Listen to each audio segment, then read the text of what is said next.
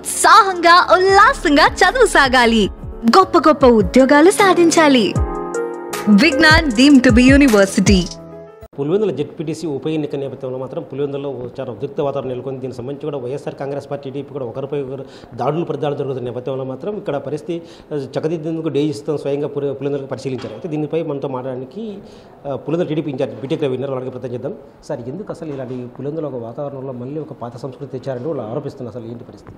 పాత సంస్కృతి తెచ్చారంటే ఇప్పుడు ఈ పులివెందుల ప్రాంతంలో 45 ఏళ్ళ నుంచి వాళ్ళే కదా ఉండింది ప్రజాప్రతినిధులుగా. పాత సంస్కృతి తెచ్చారంటే అంటే ముందు వాళ్ళ సంస్కృతి ఇదే అని వాళ్ళు ఒప్పుకుంటారా? అంటే వాళ్ళు ఒప్పుకునేట్టే కదా. ఇందాక మీరు చెప్పినట్టు డిఏజీ కోయా ప్రవీణ్ గారు ఇక్కడ విజిట్ చేయడం అనేది ముందే ఫిక్స్ అయిన ప్రోగ్రామ్. జనరల్గా ఎలక్షన్ ఉంది, పులివెందులు అంటే కొంచెం ఇంపార్టెంట్ ప్లేస్ కాబట్టి ఆయన జనరల్ విజిట్లో భాగంగానే వచ్చినాడు. కానీ ఆయన వచ్చే రోజు నిన్న ఆ ఇన్సిడెంట్ జరిగింది. పాత సంస్కృతిని అసలు ఇది పులివెందుల మండలానికి సంబంధించిన ఎలక్షన్. పులివెందుల మండలంలోని ఏ ఓటర్ అయినా, ఏ లీడర్నైనా, ఏ నాయకునైనా కానీ పోలీసు వాళ్ళు ఏమన్నా ఇబ్బంది పెట్టినారా, ఏమన్నా హరాస్మెంట్ చేసినారా, లేక పులివెందుల ప్రజల ఓటర్ను కానీ నాయకుని కానీ ఎవరన్నా మా టీడీపీ వాళ్ళు కానీ వాళ్ళు ఆరోపించే పోలీసులు కానీ ఏమన్నా భయపెట్టినారా? ఎక్కడ చిన్న సంఘటన కూడా జరగలేదు. ఈ జరిగిన 2 ఇన్సిడెంట్లు కూడా అవుట్ ఆఫ్ మండల్. వాళ్ళు ఒకడు ఇండిపెండెంట్గా నామినేషన్ వేసి అదొక ఇన్సిడెంట్. ఇంకోటి నిన్న జరిగింది అతను వచ్చి వేల్పుల రాము, అతనిది వేముల మండలం. పులివెందుల మండల ప్రజలు కానీ మండల ఓటర్స్ను కానీ ఎవ్వరూ బెదిరించడం లేదు, డిస్టర్బ్ చేయడం లేదు. మా పద్ధతి ప్రకారము మేము ప్రచారం చేసుకుంటా, డెవలప్మెంట్ యాక్టివిటీ చేసుకుంటా ఆ టైంలో జగన్కి అవకాశం ఉండి చేయలేని పనులను మేము చేస్తూ, అంటే ఉదాహరణకు ఎర్రబల్ల చెరువు అలాంటివి చేసుకుంటూ వాళ్ళ మన్నన పొందుతూ అనేక మంది జాయినింగ్స్ కూడా చేర్చుకున్నాం. పుష్పనాథ్ రెడ్డి కావచ్చు, గోబుల్ రెడ్డి కావచ్చు, విశ్వనాథ్ రెడ్డి కావచ్చు, అచ్చివేలి సర్పంచ్ షరీఫ్ కావచ్చు, ఇంకా అనేకమైనటువంటి కుటుంబాలంతా చేరినాయి. అటు మేము మా సిస్టమేటిక్గా పోతామంటే మా మీద ఇది బయట నుంచి వచ్చిన మండలాలలో ఇదంతా డిస్టర్బెన్స్ క్రియేట్ చేసి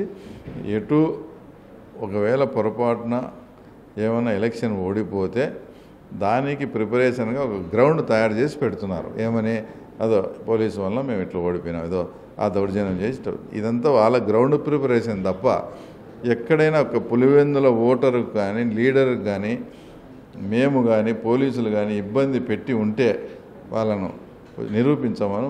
ఎవరైనా ఒక్క ఓటర్ చెప్పమను, మేము ఏదైనా బెదిరించామని కానీ ఇంకోటి కానీ. మేము ఎలక్షన్ ఇప్పుడే కూడా తప్పుకుంటాం.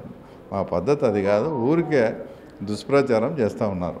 అంటే పులివెందుల్లో ఇలాంటి దాడులకు పాల్పడితే ఎన్నికల రోజు ఓటర్లు కూడా అక్కడ వచ్చే అవకాశం ఉండదు కాబట్టి వాళ్ళు ఓన్గా రిగ్గింగ్ చేసుకోవచ్చు. సో ఈ నేపథ్యంలో దాడులకు పాల్పడుతున్నట్టు వాళ్ళు ఆరోపిస్తున్నారు. ఇప్పుడు ఇది పాతకాలంలో చెల్లుతండి. ఇప్పుడు వాళ్ళే అనేక జిల్లాల నుంచి కూడా సాక్ష్యాలను ఒక్కో బూత్ కాడికి 10 మందిని నమ్మని తిరుగుతున్నారు.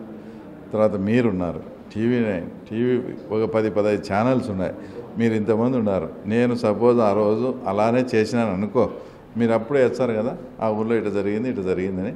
ఆ గెలుపు నాకెందుకు, చంద్రబాబు నాయుడు గారికి ఎందుకో చెప్పాలి. మీరు ప్రజలందరికీ ప్రజామోద యోగ్యముతో గెలవలేని గెలుపును మా ముఖ్యమంత్రి గారు ఎందుకు ఒప్పుకుంటారు? దానివల్ల ఏంది? దానివల్ల ఇక్కడ మార్పు వచ్చింది. జగన్మోహన్ రెడ్డి సొంత ప్లేస్లో కూడా ప్రజల్లో మార్పు వచ్చి మా పథకాలు జగన్మోహన్ రెడ్డి మీద విరక్తి పుట్టి మాకు ఓటు వేసినారని చూపించుకొని మేము గెలిస్తే అది నిజాయితీగా ఉంటుంది. కానీ మేమేముంది రిగ్గింగ్, నువ్వు అన్నట్టు నాకు ఆలోచన కూడా లేదు, నువ్వు అన్నట్టు రిగ్గింగ్ చేసి గెలిచినాను అనుకో, దానివల్ల ఏమొస్తుంది? మీరంతా వేస్తారు రిగ్గింగ్, దానికి వ్యాలిడిటీ ఉండదు కదా. టెక్నికల్గా ఏమన్నా వ్యాలిడిటీ ఉంటుందేమో. మా ఆవిడ టెక్నికల్గా జెడ్పీటీసీ అవుతుంది కానీ అందరికీ తెలుసు కదా ఏదో చేసి గెలిచినాడు. అలాంటి గెలుపు మాకు నిజంగా అవసరమే లేదు శివ. అంటే ఇక్కడ కేవలం పోలీసులు అడ్డం పెట్టుకుని మాపై తప్పుడు కేసులు పెడుతున్నారు, ఏకపక్షపాత కేసులు పోలీసులు ఇస్తున్నారు. అంటే పోలీసులు అడ్డం పెట్టుకుని జరుగుతున్నారు. అంటే దీనిపై పోలీసుల ప్రభావం ఎంతవరకు ఉంటుందంటారు? ఇప్పుడు నిన్న ఇన్సిడెంట్ జరిగింది కదా, నిన్న అతను సైదాపురం చంటి అతను ఇన్సిడెంట్ జరిగింది. ఇన్సిడెంట్ జరిగితే సీన్లో ఉన్న వాళ్ళు ఎవరన్నా ఉంటే పెట్టకుండా వేలుపుల రాము ఎంటర్ అయ్యి వాళ్ళకు ఆపోజిట్ అయిన వాళ్ళను అదే మండలానికి చెందిన ఒక 6 మంది ఎస్సీ పిల్లలను పెట్టాడు. ఇది ఇంకా పోలీసులు ఎవరికి సహకరించాలంటే నాకు అర్థం. తప్పుడు కేసు 100% వాళ్ళు లేరు. అట్లా అది ఎట్లా దానికి దారి తీసిందంటే ఆ పిల్లలు నిన్న నిన్న సంఘటన జరిగిన రోజు పోతే రాము వాళ్ళను నిన్న కేసులో పెట్టినా కూడా మీకు ఇంకా బుద్ధి రాదా అని వాళ్ళ కుల పేరుతో దూషిస్తే ఆడ గొడవ జరిగింది. కాబట్టి తప్పుడు కేసులు ఇంత జరుగుతున్నప్పుడు సీన్లో ఉన్న వాళ్ళని పెట్టమని పోలీసు వాళ్ళకి చెప్పి వాళ్ళతో పెట్టేయాలి. కానీ ఫోర్సబుల్గా పొన్నవోలు సుధాకర్ రెడ్డి నుంచి స్క్రిప్ట్ తెప్పించుకొని ఫోర్సబుల్గా అక్రమ కేసులు పెడుతున్నారు. దాని పర్యవసానమే ఇదంతా జరుగుతుంది. అదే వాళ్ళు మర్యాదగా సీన్లో ఉన్న వాళ్ళని పెట్టింటే అసలు ఇది జరగదు.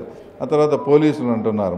నేను మరొక్కసారి చెప్తాను, పులివెందుల మండల ప్రజల్లో అక్రమ కేసు ఈ మండలానికి సంబంధించి ఎవరి మీద పెట్టినారో ఒక్కటి చూపిమను సార్, ఒక్కటి చూపిమను.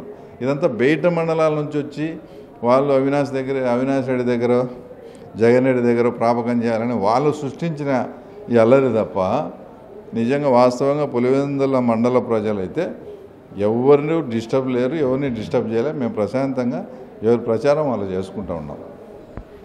జెడ్పీటీసీ ఎన్నికల్లో మేము ప్రశాంతంగా ఎన్నికల వాతావరణం సృష్టించాం. దీనికి సంబంధించి కూడా ఎక్కడ ఎలాంటి ఘర్షణలు జరగలేదు. అయితే కేవలం వైఎస్ఆర్ కాంగ్రెస్ పార్టీ ఓటమి భయంతో ఇలాంటి పరిస్థితులకు పాల్పడుతున్నట్టు బీటెక్ రవి ఆరోపిస్తున్నారు. కెమెరా పర్సన్ సుదర్శన్తో శివ, బిగ్ టీవీ, పులివెందుల నుంచి.